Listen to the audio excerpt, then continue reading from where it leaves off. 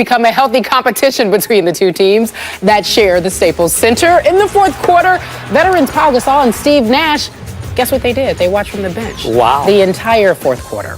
While the Lakers bench put on a show with Xavier Henry and Jordan Farmar, they led the way as the reserves scored 76 points, essentially silencing the much talked about debut of Doc Rivers and the Clippers. For us, it was just kind of try to get ourselves on the map a little bit, but we ended up playing better than I think most people thought we would at this point. So, and they're a well-coached team. They have great players, and they played a tough game, but just at the end there, we kind of, we took care of business. They keep telling us everybody's better than us. We're going to finish 12th or whatever. Like, we know what kind of team we have, what kind of people we have on the team, and we're confident. We're confident and we're ready to go. We showed tonight that we have a chance to be better than people think. I think we have a lot of young guys and a lot of depth, and that can maybe prove they're better than people thought they were. Those are pros on the other side, and they've heard for probably the last 2 months how good you're going to be, how they're not going to be good, and they're not going to have Kobe and all that stuff. And you knew that they were going to play like this was the World Championship. So, Stephen A. Smith, let me ask you this question. Are the Clippers overhyped, or was it just Russ and just being out of sync? It's one game. There's no reason to overreact. But at the same time, I think if you translate what Doc Rivers was saying, some of the players were feeling themselves just a little bit. And certainly this team has that capability. Well, we've crowned them as title contenders. We've put expectations on their shoulders. They've got a superstar and point guard, Chris Paul, who's the new $107 million man. You've got a DeAndre Jordan, who, by the way, didn't do too bad last night, 17, 11, and 3 blocks. I got to give credit where credit is due. Even though Blake Griffin put in 19, I was sort of disappointed in him, Skip, because you had, number one, 4 turnovers, and number two, how are you Blake Griffin and you play 40 minutes at the power forward spot and you have a grand total of 1 foul? Yep. How does that happen? I mean, where are you? I mean, I have expectations for Blake Griffin because I believe in his skill sets. I believe what he can bring to the table. He heard all the criticism in the offseason. It certainly wasn't by me. I just reported what people were saying. But in the end, what it comes down to is that he's got to step up and he's got to be the big-time player we know he can be. What I loved after the game was 2 things from the Clippers. Number one, I saw Doc Rivers basically calling them out about feeling themselves and reminding them they hadn't accomplished anything yet. And number 2, knowing Chris Paul the way that I do, seeing the agitated look on his face, I understand that it's not going to be pleasant if the Clippers think that they're going to let moments like this happen. Because you don't want to open the season with the expectations, even though it was a road game and was still on your home floor at the Staples Center, and to lose like that to this team, I can assure you Chris Paul probably went home and threw up. And I don't blame him because he's disgusted with his team's effort. But let me give credit where credit is due. Please do. We call out D'Antoni all last season. Here's what D'Antoni did this year with Mitch Kupchak. Got to give credit, at least for 1 game. What you did was you got younger and you got a bunch of dudes who want to run the floor and want to shoot. So now all of a sudden, instead of being incapable, inexplicably I might add, at how to play Gasol and Dwight Howard together, with Dwight Howard going, with a guy like Gasol in the middle for you, throwing the ball in the low post to him. You also got guys like Xavier Henry and Jordan Farmar and all of these boys just jacking up threes. And if you got that, and they hit some because they shot 29 threes last night, Skip. What did they hit here? 14? 48% from three-point range? 6 out of 8 Gotta in the fourth give quarter. credit. You do stuff like that, then you can make it a lot more interesting than we thought it would be. So, again, it's just 1 game. They might get blown out tonight by Golden State. I think they will. For 1 night, Thank you. For one night, give credit where credit is due. They surprised me. So I think the Lakers proved last night they're better off without Kobe Bryant. Oh, come on. I just wanted to hear Get a reaction from really, my partner yeah, here, right?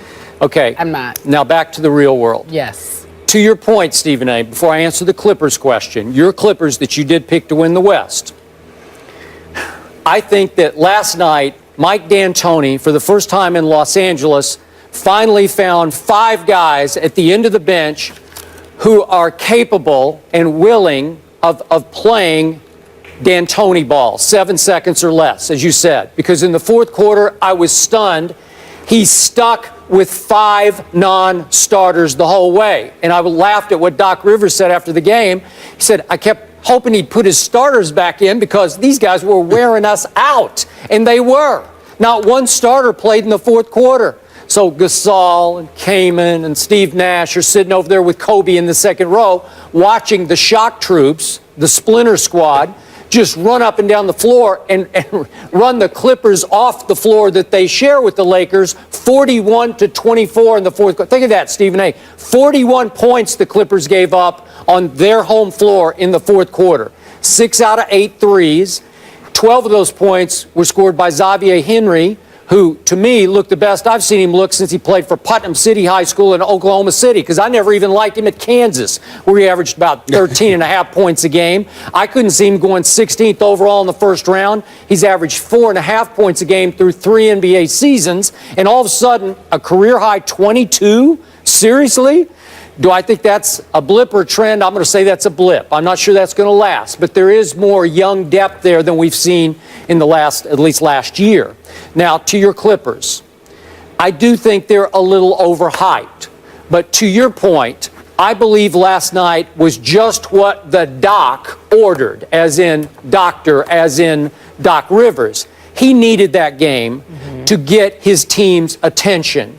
Because, Stephen A., they got out-hustled and out-fought. They got crushed on the backboards, 52-40.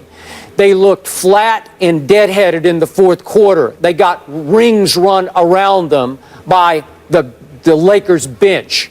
It's one of those nights that is perfectly humiliating for Doc, because now he can build off this. Do I think in the next 81 games he can completely change that culture? I still don't love this team, and I think Doc ultimately will be frustrated. But I'm not going to write it off that one night. It's still a loaded basketball team.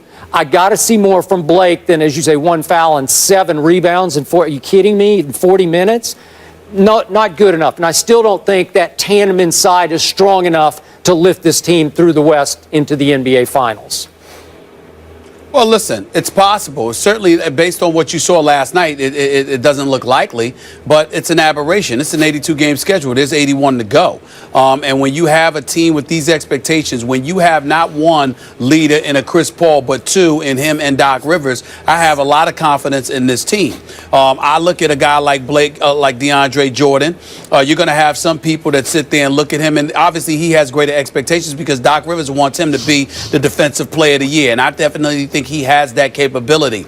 And certainly, you're going to have people looking at him and saying, well, you know what? He didn't do but so well. But I'm looking at 17 and 11 with 3 blocks. I'm also looking at the fact that something, look at what the Lakers are doing. At some point in time, the big boys are out of it. So I don't mean to condemn even a Blake Griffin for one personal foul, because if you're the Lakers and you're jacking up 29 threes, that doesn't have much to do with Blake Griffin. I'm simply talking about doing what you can to attack the basket and, dare I say, slow them down. Because one of the things about any team that's a Mike D'Antoni team, they're great front runners. And what I mean by that is when they're hitting shots, he will pile it on. He's not going to disrupt the tempo. He's not going to sit there and say, let's slow it down. Let me get my starters back in. He's not that dude. He's like a shark in blood-infested waters. He smells blood. He's going for it. It's just that with the Lakers last year, him coaching them, we didn't see too many times where they were in a position to smell blood.